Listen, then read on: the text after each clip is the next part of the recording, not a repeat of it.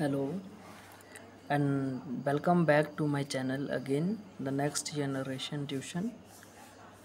हमने last time जो topic कर रहे थे फ्लोरा एंड फौना से related, flora and fauna of India, तो उसके हमने कुछ दो टॉपिक हमने शायद से इसके कर लिए हैं। जैसा कि हमने अब एक टॉपिक कर लिया था हमने इसका द ट्रॉपिकल एवरग्रीन फॉरेस्ट, ये कर लिया था हमने ट्रॉपिकल एवरग्रीन फॉरेस्ट। ठीक है, आज जो हम टॉपिक करने वाले हैं वो दूसरा है हमारे पास ट्रॉपिकल डेसिडियस फॉरेस्ट। कौन सा टॉपिक करेंगे आज?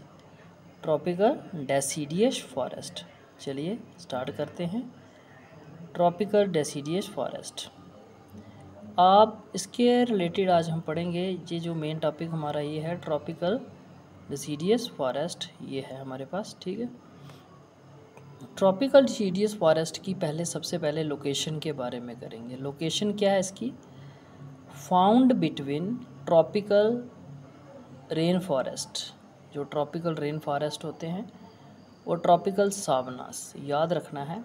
But is the location of tropical deciduous forest, तो एक याद रखनी है आपने, ट्रॉपिकल रेन फॉरेस्ट के बीच और ट्रॉपिकल सावन्स के बीच, इन दोनों के बीच में जो फॉरेस्ट होते हैं उनको हम क्या कहते हैं? Tropical deciduous forest.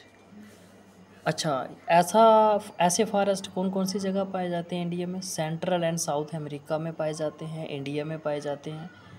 ठीक है, सेंट्रल एंड साउथ अमेरिका में पाए जाते हैं, साउथ ईस्ट एशिया में पाए जाते हैं, अफ्रीका में पाए जाते हैं, देन उसके बाद ऑस्ट्रेलिया में पाए जाते हैं। ये वो कंट्रीज़ हैं जहाँ पे ये ट्रॉपिकल डेसिडियस फॉरेस्ट आपको देखने को मिल जाएंगे। ठीक है, तो ये आगे हमारे पास ट्रॉपिकल डेसिडियस फॉरेस्ट की लोकेशन। ट्रॉपिकल डेसिडियस फॉरेस्ट सबसे पहले आप इसके बारे में बात करेंगे, इसकी लोकेशन की। Founded between tropical rain forests and tropical सावना, इन दोनों के बीच में जो फॉरेस्ट होते हैं उनको हम ट्रॉपिकल डेसिडियस फॉरेस्ट कहते हैं। देन दूसरी बात हमारे पास आती है, इसके रिलेटेड ये आती है कि लोकेशन ये इंडिया कौन कौन से देशों में पाया जाता है? इंडिया में पाया जाता है, सेंट्रल और साउथ अमेरिका में पाया जाता है, साउथ ईस्ट एशिया में, अफ्रीका में और ऑस्ट्रेलिया में ये इसकी लोकेशन रहेगी। आपने लोकेशन याद रखनी है। ठीक है, देन उसके बाद आता है क्लाइमेट। कैसी क्लाइमेट होती है इसकी? Hot temperature. ठीक है, ईयर अराउंड, मतलब पूरे साल भर गर्म ही रहती है ये forest. Distinct wet and dry season. ठीक है, सूखा रहता है ज़्यादातर, unlike tropical rain forest which are wet all year. जैसा आपने देखा ट्रॉपिकल रेन फॉरेस्ट पूरे साल, मतलब बारिशें वगैरह ज़्यादा होती हैं तो उनको ट्रॉपिकल वेट ऑल ईयर कहते हैं, मतलब पूरा साल बारिशें होती रहती हैं। लेकिन इसका उल्टा है, ये ऑल ईयर राउंड ये हॉट टेम्परेचर रहता है यहाँ का और ड्राई सीजन रहता है। रेनफॉल कितनी होती है यहाँ पे? रेनफॉल होती है 100 से 200 सेंटीमीटर पर ईयर। ठीक है, 100 to 200 सेंटीमीटर पर ईयर। इतना भी ज़्यादा कम बारिश नहीं है, लेकिन एज़ कम्पेयर टू देखा जाए तो ट्रॉपिकल रेन फॉरेस्ट से बहुत कम बारिश होती है यहाँ पे। अब वेजिटेशन की बात करें, कैसी वेजिटेशन होती है? रेनफॉल याद रखेंगे, ट्रॉपिकल डेसिडियस फॉरेस्ट में रेनफॉल कितना होता है? 100 to 200 के बीच में, ये याद रखना है। कैसी क्लाइमेट है? हॉट टेम्परेचर रहता है, distinct wet and dry season रहते हैं ज़्यादातर। उसके बाद ट्री वेजिटेशन कैसी होती है? जैसे हमने पढ़ा था ट्रॉपिकल एवरग्रीन फॉरेस्ट में पत्ते गिरने का कोई प्रॉपर टाइम नहीं है, लेकिन यहाँ पे जो ट्री हैं उनके पत्ते ड्राई सीजन के दौरान गिर जाते हैं। ठीक है, to conserve water. Trees are generally shorter, वहाँ पे हमने पढ़ा था 60 मीटर तक की हाइट जाती है, यहाँ पे कितने ही हैं? शॉर्ट लेंथ के होते हैं ट्रीज़ यहाँ पे। ठीक है, as compare to rain forest with thick bark.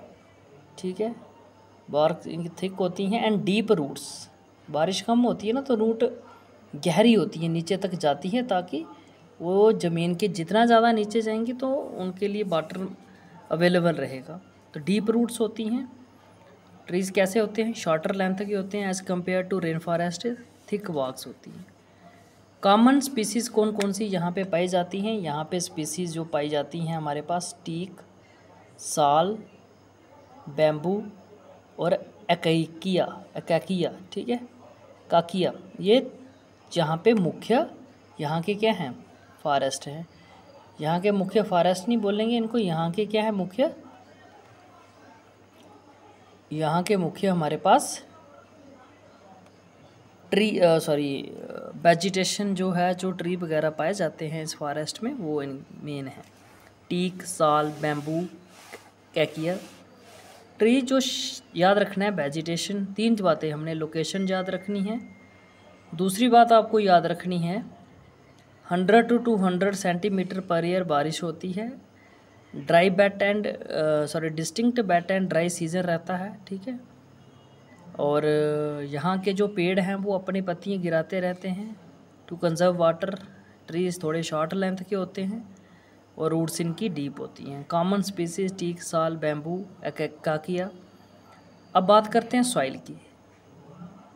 Fertile soil होती है, often fertile due to leaf, क्योंकि पत्तियाँ गिरती हैं ना, तो ये पत्तियाँ गिरने से मिट्टी क्या हो जाती है, थोड़ी फर्टिलिटी बढ़ जाती है। उनकी पत्तियाँ जब सड़ गल के मिक्स होती हैं ज़मीन के साथ, मिट्टी के साथ, तो थोड़ा ये फर्टिलिटी इनकी इंक्रीज़ हो जाती है, ठीक है। ये याद रखना है आपको कि फर्टिलिटी थोड़ी होती है due to leaf litter and seasonal drying. Prone to erosion if vegetation, अगर यहाँ से की जो वेजिटेशन क्लियर कर दी जाए तो यहाँ से साइल इरोजन होने का भी खतरा रहता है। वाइल्ड लाइफ में देखें तो rich in biodiversity though not as I has rain forest, मतलब होते तो बहुत सारे हैं यहाँ पे भी जानवर की स्पीसीज़, लेकिन रेन फॉरेस्ट के इतने नहीं होते। जहाँ पे टाइगर पाया जाता है, देन डियर पाया जाता है, मंकी पाया जाता है, एलिफेंट मिल जाएगा आपको, लिजर्ड मिल जाएंगी, बर्ड्स मिल जाएंगे और इंसेक्ट भी आपको देखने को मिल जाएंगे। तो ये किसकी बात कर रहे हैं हम? Wildlife. किसकी wildlife? Tropical deciduous forest. चलो एक बार वेजिटेशन से हम फिर से रिकॉल कर लेते हैं। ये पत्तियाँ अपनी गिरा देते हैं, ठीक है, ड्राई सीजन में। हाइट इनकी ट्रीज़ की शॉर्टर होती है, डीप रूट्स होती हैं, और टीक, साल, बैम्बू, कैकिया यहाँ के प्रमुख ट्री हैं, मेन ट्री हैं। ऑफन फर्टाइल, सॉइल हमेशा फर्टाइल रहती है ज़्यादातर, क्योंकि पत्तियाँ गिरती हैं, और दूसरा सीजनल ड्राइंग की वजह से जो पत्तियाँ गिरती हैं। प्रोन टू इरोजन, अगर वेजिटेशन क्लियर कर दी जाए तो सॉइल इरोजन होने के चांसेस हैं। बायोडाइवर्सिटी तो बहुत सारी है, लेकिन इतनी नहीं है, as not as high as the rainforests. Typical animals tiger, deer, monkey, elephant, lizard, bird, ये सब चीज़ें, इंसेक्ट आपको देखने को मिल जाएंगे, ठीक है। ये आ गया हमारे पास। अब एग्जाम्पल देख लें around the world. The forest of Madhya Pradesh, अब ये आपको याद रखना है कहाँ कहाँ पाए जाते हैं। Madhya Pradesh, Orissa, Chhattisgarh and the part of Western Ghat. यहाँ ये याद रखेंगे आप, Madhya Pradesh, Orissa, Chhattisgarh and the part of the Western Ghat. इन जगहों पे आपको मध्य प्रदेश पे ट्रॉपिकल डिसीडियस फॉरेस्ट मिल जाएंगे, उड़ीसा में मिल जाएंगे, छत्तीसगढ़ में मिल जाएंगे, and part of the Western Ghat, ठीक है, वहाँ पे मिल जाएंगे। थाईलैंड एंड म्यांमार, ठीक है, यहाँ पे भी मिल जाएंगे। यहाँ पे ड्राई डिसीडियस फॉरेस्ट मिल जाएगा आपको। दूसरा Brazil, Caatinga region, Africa, part of the Sahel and East Africa, part of the Sahel and East Africa, ठीक है। यहाँ पे आपको देखने को मिल जाएंगे कौन से forest? Tropical deciduous forest.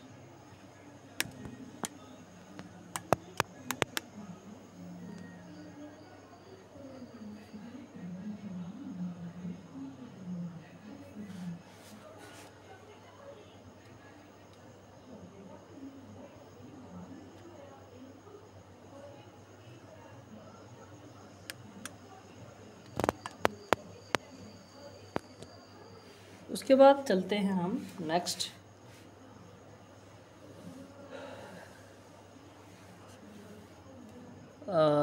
Next चलते हैं इम्पोर्टेंस। इसकी इम्पोर्टेंस क्या है ट्रॉपिकल डिसीडियस फॉरेस्ट की? तो इम्पोर्टेंस इसकी ये रहेगी हमारे पास, ये जो है ना सपोर्ट करते हैं लोकल लाइवलीहुड को, ये सपोर्ट करते हैं, ठीक है। देन उसके बाद लिवलीहुड को तो सपोर्ट करेंगे ही, मतलब लोगों की आम जिंदगी को सपोर्ट करते हैं, मतलब जो दिनचर्या लोगों की, जो मतलब लोगों की डेली लाइफ को सपोर्ट करते हैं। जैसे यहाँ से लकड़ी, टिम्बर, फायरवुड के लिए लकड़ी मिल जाएगी, मेडिसिनल प्लांट मिल जाएंगे, तो ये सपोर्ट करता है किसको, लिवलीहुड को। कार्बन सिंक भी बोला जाता है, क्योंकि ये कार्बन को, जो पेड़ हैं कार्बन अब्जॉर्ब कर लेते हैं, जिससे क्या होता है, हेल्प्स कंट्रोल, इरोजन कंट्रोल करने में हेल्प करते हैं। इम्पॉर्टेंट फॉर बायोडाइवर्सिटी कंजर्वेशन, इनके लिए भी ज़रूरी है, तो याद रखना इसकी इम्पोर्टेंस क्या है। इम्पॉर्टेंस तो इतना याद नहीं रखने की ज़रूरत नहीं है, लेकिन आपको रख लेना from the exam point of view. और एक बात कर लेते हैं, कहाँ कहाँ देखने को मिल जाएगा ये आपको। मध्य प्रदेश में देखने को मिल जाएगा। जैसे ये वाला जो पोर्शन है ना, ये आप देख रहे हैं आपके सामने जो है, मैप से हम देखेंगे, मैप से हम अगर देखने की कोशिश करें तो ये पोर्शन, ये ठीक है, ये वाला पोर्शन ठीक है, वेस्टर्न मध्य प्रदेश, वेस्टर्न घाट, देन उसके बाद उड़ीसा वगैरह, ये सब किसके आते हैं, ट्रॉपिकल डिसीडियस फॉरेस्ट। ये वाला जो आपको मैप में देखने को मिल जाएगा, ये एरिया ठीक है, वेस्टर्न घाट का, ये सब किसका है, ये जितना भी पोर्शन है ना, तो ये सब क्या है, ट्रॉपिकल डिसीडियस फॉरेस्ट। यहाँ से देखिए, यहाँ से शुरू होता है ये इंडिया में, यहाँ से ठीक है, यहाँ से देन ये पूरा जितना भी ये इस कलर का, ग्रे कलर का जितना भी आपको थोड़ा थोड़ा देखने को मिल जाएगा, ये सारा कौन से हैं, ये है ट्रॉपिकल डिसीडियस। और ये जो बिल्कुल ग्रीन पोर्शन है हमारे, ये कौन से हैं, ट्रॉपिकल एवरग्रीन फॉरेस्ट। ठीक है, अब कर लेते हैं हम द थॉर्न फॉरेस्ट एंड स्कर्ब्स। तीसरी क्लाइमेट कौन सी आएगी, द थॉर्न फॉरेस्ट एंड स्कर्ब्स। तो शुरू करते हैं थॉर्न फॉरेस्ट को। थॉर्न फॉरेस्ट, चलो, द थॉर्न फॉरेस्ट एंड स्कर्ब्स, ये वहाँ पाए जाते हैं या बारिश 70 सेंटीमीटर से भी कम होती है। ज़्यादातर थॉर्नी ट्रीज़ होते हैं यहाँ पे, और बुशेस, झाड़ियाँ भी देखने को मिलती हैं आपको। ठीक है, बारिश देखो आप यहाँ पे 70 सेंटीमीटर से भी कम होती है। ठीक है, north western part of countries जैसे गुजरात, राजस्थान, मध्य प्रदेश, छत्तीसगढ़, यूपी, हरियाणा, ये सब स्टेटें आपको याद रखनी है। यहाँ पे आपको क्या देखने को मिलता है, कौन से फॉरेस्ट देखने को मिलते हैं, यहाँ पे आपको देखने को मिल जाते हैं tropical thorn forest and स्कर्ब्स।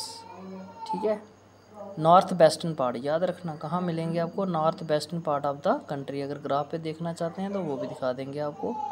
कैकिया, palms, इफोबियास and cacti, तो ये सब प्लांट वहाँ पे देखने को मिल जाएंगे आपको। ठीक है, देन उसके बाद having long route, same long route इसलिए ताकि यहाँ पे ड्राई सीज़न ज़्यादा रहता है, बारिशें कम होती हैं, तो जड़ें इसकी नीचे तक जाती हैं ताकि पानी की कमी को पूरा कर सकें ज़मीन से। थिक एंड स्मॉल लीव्स, मोटे मोटे पत्ते होते हैं, जैसे आपने देखे होंगे मोटे पत्ते, उनमें जल जैसी रहती है। ठीक है, जिसको हम क्या कहते हैं, ग्रीन कलर का होता है, छोटा सा झाड़ी, मतलब कांटेदार वृक्ष होता है, छोटे छोटे, उसके ऊपर पत्तियाँ छोटी होती है, मोटी होती है, लेकिन ज़्यादा पानी स्टोर करके रखती हैं अपने अंदर। कॉमन एनिमल्स यहाँ आपको रैट देखने को मिल जाएंगे, माइस देखने को मिल जाएंगे, रैबिट देखने को मिल जाएंगे, fox, wild ass, horse and camel, ये सब चीज़ें आपको देखने को मिल जाएंगी। अब मेन पॉइंट याद ये रखना है, गुजरात, राजस्थान, मध्य प्रदेश, छत्तीसगढ़, यूपी, हरियाणा, ये नॉर्थ वेस्टर्न पार्ट हैं हमारी कंट्री की, यहाँ पे आपको ये वाली वेजिटेशन देखने को मिल जाएगी। ठीक है, कौन सी, द थॉर्न फॉरेस्ट एंड स्कर्ब्स, ये याद रखना है आपने। ठीक है, थॉर्न फॉरेस्ट एंड स्कर्ब्स। बारिश याद रखनी है आपको, कितनी होती है, 70 सेंटीमीटर से भी कम होती है। ठीक है, दूसरी बात आपको ये याद रखनी है, थॉर्नीस ट्री होते हैं यहाँ पे, झाड़ियाँ ज़्यादा होती हैं आपको। ठीक है, झाड़ियाँ ज़्यादा देखने को मिलेंगी, कांटेदार झाड़ियाँ। ठीक है, देन उसके बाद आपको western part of the country, यहाँ से देखेंगे अगर हम, north western part of the country, Gujarat वगैरह में देखने को मिल जाएंगी। ठीक है, गुजरात, राजस्थान, मध्य प्रदेश, छत्तीसगढ़, यूपी। ठीक है, ये सारी स्टेट्स में आपको देखने को मिल जाएगा, हरियाणा वगैरह में। तो आ गया ट्रॉपिकल थॉर्न फॉरेस्ट एंड स्कर्ब्स। चलते हैं ये देख लेते हैं एक बार। ये जो येलो कलर रिप्रेजेंट कर रहा है ये किसको कर रहा है? येलो कलर ग्राफ पे आपके जो मैप पे रिप्रेजेंट कर रहा है ये किसको कर रहा है? ये कर रहा है हमारे द थॉर्न्स एंड स्कर्ब्स को। ये पोर्शन ये सारा यहाँ से देख लें ये, और यहाँ से देख लें ये छोटा सा पोर्शन, ठीक है। ये सब ये क्या है? Tropical thorn forest and scrubs. चलो नेक्स्ट चलते हैं माउंटेन फॉरेस्ट। अब माउंटेन फॉरेस्ट की बात करते हैं तो माउंटेन फॉरेस्ट के नाम से ही पता चलता है हमें ये कहाँ पाई जाएंगी। चलिए स्टार्ट करते हैं। Mountain forest. माउंटेन फॉरेस्ट ये वो फॉरेस्ट होते हैं जो माउंटेनियस रीजन में पाए जाते हैं, पहाड़ों में पाए जाते हैं, ठीक है। एट दी हाइट ऑफ कितनी 1000 से लेके 3500 मीटर की हाइट पे मिलेंगे आपको, depending on the location and climate. This forest lie between low land tropical और टेम्परेट फॉरेस्ट, इन दोनों के बीच में लाई करते हैं। देन उसके बाद आता है हमारे पास मेन पॉइंट जो याद रखने वाले हैं, elevation, mid to high elevation on mountain. Then उसके बाद क्लाइमेट कैसी रहेगी, यहाँ की क्लाइमेट जो होती है ना, क्लाइमेट का ध्यान रखना है आपने। कूलर एंड बेटर, आपको पता है ना पहाड़ों में वैसे भी ठंडा मौसम रहता है। देन लो लैंड एरियास, ठीक है। ऑफन फ्रीक्वेंट क्लाउड कवर, कभी कभी बादल छाए रहते हैं। देन उसके बाद बायोडाइवर्सिटी, हाई बायोडाइवर्सिटी, ठीक है, इंक्लूडिंग मैनी एंडेमिक स्पीसीज़। यहाँ पे बड़ी सारी एंडेमिक मतलब यूनिक स्पीसीज़ देखने को मिलेंगी, पर्टिकुलर उसी एरिया में एंडेमिक स्पीसीज़ कहा जाता है उनको। सॉइल कैसी होती है? थिन एंड न्यूट्रिएंट पोर, मतलब न्यूट्रिशनल वैल्यू इसकी सॉइल की कम होती है, खासकर हायर एलिवेशन पे, ठीक है। Canopy, dense with tree adopted to cool temperature, घने जंगल होते हैं, कैनोपी जैसी बना लेते हैं, ठीक है। कैनोपी क्या होती है? बड़े बड़े लंबे लंबे पेड़ और ऊपर की उनकी पत्तियाँ आपस में मिली होती हैं, ऊपर से छत जैसी बनाई होती है उन्होंने, ठीक। अच्छा, टाइप्स, लोअर माउंटेन फॉरेस्ट, अपर माउंटेन फॉरेस्ट। अब लोअर वाले जो होते हैं ना वो बामर होते हैं, लेकिन जैसे ही हम अपर फॉरेस्ट में जाएंगे तो वो एज़ कम्पेयर टू इससे क्या होंगे, ज़्यादा आपको कूल देखने को मिलेंगे। कौन से वाले? अपर वाले। लोअर वाले क्या होते हैं? लोअर वाले ज़्यादा थोड़े बामर होते हैं एज़ कम्पेयर टू अपर, ठीक है। अपर माउंटेन फॉरेस्ट देखेंगे तो क्लाउड फॉरेस्ट, कूल होते हैं, मिस्टी धुंध पड़ी रहती है, बड़े बड़े पहाड़ों पे धुंध पड़ती है। Cover trees, mosses cover tree and abundant epiphytes, plant growing on the other plant, मतलब आपको देखने को मिलेगा एक प्लांट के ऊपर दूसरा प्लांट निकला हुआ है, ठीक है। ऐसी यहाँ पे कॉमन चीज़ें होती रहती हैं, तो आपको ये याद रखना है। एलिवेशन मिड टू हाई, ठीक है, एलिवेशन होता है माउंटेन फॉरेस्ट का। क्लाइमेट कूल, ठीक है, याद रखना, cooler and better than low land areas. Biodiversity, high biodiversity होती है, हाई बायोडाइवर्सिटी देखने को मिल जाएगी। जैसे बहुत सारी एंडेमिक स्पीसीज़ आपको कहाँ देखने को मिलेंगी? माउंटेन फॉरेस्ट में। सॉइल थिन और न्यूट्रिएंट पोर, याद रखना न्यूट्रिएंट पोर होती है, इतनी ज़्यादा न्यूट्रिएशन नहीं होती, खासकर हायर एलिवेशन पे। कैनोपी बनाते हैं इसके पेड़ जो होते हैं इन फॉरेस्ट में। दो तरीके के होते हैं, lower mountain forest and upper mountain forest. आता है bear they are found. Tropical mountain forest ये कहाँ पाए जाते हैं? Andes, south America, Himalaya, central Africa, south east Asia. ये आपने चीज़ें याद रखनी है, कहाँ कहाँ इसकी लोकेशन है। तो लोकेशन आप क्या याद रखोगे? ट्रॉपिकल माउंटेन फॉरेस्ट आपको देखने को मिल जाएंगे, ये आपको देखने को मिल जाएंगे यहाँ पे एंडिस साउथ अमेरिका में, ठीक है। ये हिमालय में देखने को मिल जाएंगे, सेंट्रल अफ्रीका में देखने को मिल जाएंगे। और टेम्परेट माउंटेन फॉरेस्ट कहाँ देखने को मिलेंगे? Rocky Mountain USA, European Alps Japan में देखने को मिल जाएंगे, न्यूजीलैंड में देखने को मिल जाएंगे। तो ये ट्रॉपिकल की लोकेशन थोड़ी अलग है और टेम्परेट की अलग है। फिर आता है फ्लोरा एंड फौना यहाँ का किस तरीके का रहेगा इन फॉरेस्ट का। फ्लोरा कौन कौन से प्लांट पाए जाते हैं, ओक देखने को मिल जाएगा, पाइन देखने को मिल जाएगा आपको, फिर बैम्बू, ठीक है, मोसिस, देन उसके बाद ऑर्चिड्स, फर्न्स, ये सब फ्लोरा स्पीसीज़ देखने को मिलेगा। फौना में देखें तो आपको मिल जाएगा बियर, स्नो लेपर्ड, ठीक है, clouded leopard, many birds and insect species आपको देखने को मिल जाएंगी फ्लोरा एंड फौना, ठीक है। तो आपको ये भी क्वेश्चन आ सकता है कि स्नो लेपर्ड जो हैं कौन से type, which type of forest की, किस तरीके के जो फॉरेस्ट हैं जिनमें स्नो लेपर्ड पाए जाते हैं, तो माउंटेन फॉरेस्ट। आपको क्वेश्चन ये भी आ सकता है पाइन, फिर, ओक, मोसिस, ऑर्चिड्स, फर्न्स, ये सब किस फॉरेस्ट में पाई जाती हैं, फ्लोरा स्पीसीज़, तो आपने याद रखना है माउंटेन फॉरेस्ट में, ठीक है। लोकेशन याद रखनी है, Andes South America, Himalaya central Africa, south east Asia, और temperate mountain Rocky Mountain USA, Europe, Alps, Japan, New Zealand, ठीक है। देन उसके बाद आता है हमारे पास cloud found at the upper mountain level specially in tropical areas, characterise, ये इसको छोड़ो आप, conservation concern, threat, agriculture, climate change, इसको भी छोड़ो आप। याद रखना है इसकी एलिवेशन याद रखनी है, location, slopes of mountain, Himalaya, Andes, western Ghat, cool and moist climate होती है, फ्रीक्वेंट रेनफॉल होता रहता है, क्लाउड कवर रहते हैं, हायर जोन्स में पढ़ लिया हमने, लोअर माउंटेन होते हैं। यहाँ पे ये चीज़ याद रखनी है, जो लोअर माउंटेन होते हैं यहाँ पे जो ब्रॉड लीफ ट्री मिलते हैं, और अपर माउंटेन में कॉन्फिरस, पाइनफिरस, स्प्रूस, मोसिस, लाइचन्स, एपीफाइट्स हमने अभी पढ़ा कि एक प्लांट के ऊपर दूसरा प्लांट निकल आता है। तो याद रखना है लोअर माउंटेन में क्या होता है, अपर माउंटेन में क्या होता है। देन उसके बाद इंडिया में कहाँ कहाँ, हिमालयन, वेस्टर्न घाट और नीलगिरी। इंडिया की लोकेशन याद रखनी है इसकी कि इंडिया में ये कहाँ कहाँ पाया जाएगा।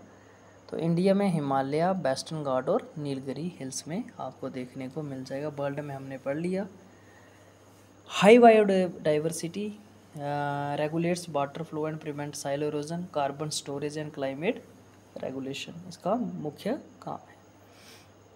तो अभी तक हमने जो पढ़ लिया है, सबसे बड़ा पहले पढ़ा ट्रॉपिकल एवरग्रीन फॉरेस्ट, दूसरा पढ़ा हमने ट्रॉपिकल डेसिडियस थॉर्न, और चौथा था हमारे पास अभी जो पढ़ा हमने माउंटेन फॉरेस्ट। अभी एक रहता है हमारा, तो नेक्स्ट लेक्चर में उसको कंप्लीट कर देंगे। Thank you and have a nice day. इसकी